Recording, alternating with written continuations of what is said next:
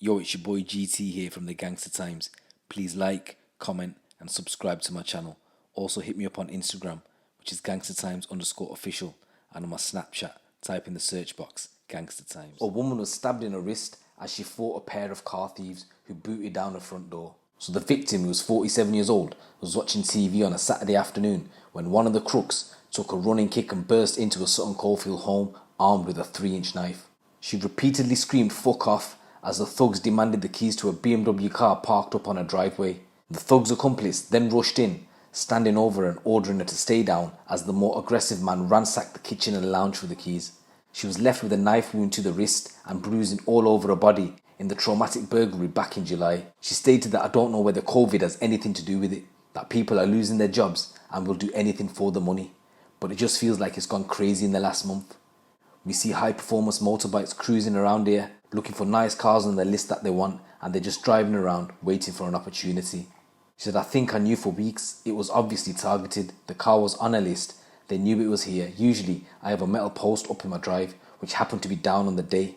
She said, "I was sat in the living room on the sofa watching TV on my own, and my front door was locked. I heard a massive bang. I thought somebody had crashed into the house or something. I went into the hall, and then there was another bang, and my door fell open. That's when you can see the guy was obviously taking a running kick at it.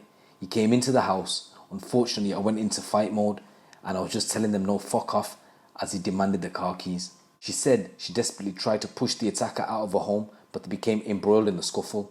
The other guy thought it was going to be easy, quick job getaway, but he had to get off his bike and come in. I was on the floor in the hall. The other guy was standing over me telling me to stay down. The other one went into the kitchen where he kept saying where are the keys and I wouldn't tell him. He ransacked through my kitchen, emptying bowls and looking at them. He then came into the lounge, took my mobile phone, found my car keys on the coffee table. But during the fight, she had somehow managed to disarm one of the men, and they left their blade on the staircase as they fled. Because the knife was on the stairs, he came back for it.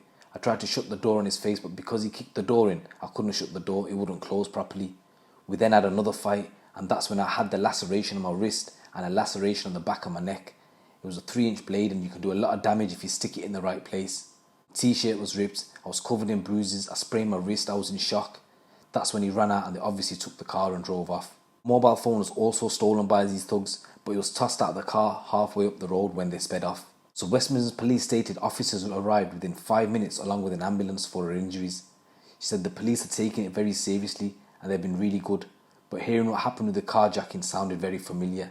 She stated, "I want people, if nothing else, to be aware to lock their doors and look around. I don't want what happened to me to happen to anybody else. This has left me traumatized. I'm still suffering from the side effects. I suffer from a bit of insomnia because of it. I don't feel safe in my own home."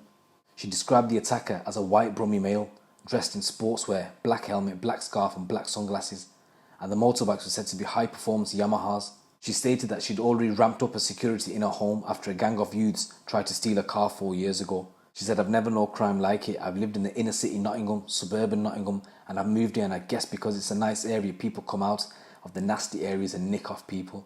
Your home is your castle, but I don't feel safe." So no arrests have been made in connection with this burglary, and the police are still investigating. Some data which was acquired via a Freedom of Information request from the DVLA has stated that there's one vehicle stolen every 9 minutes. So that equals 154 vehicles a day. And the top 3 most stolen cars in the UK are Ford Fiesta, a Range Rover and a Volkswagen Golf.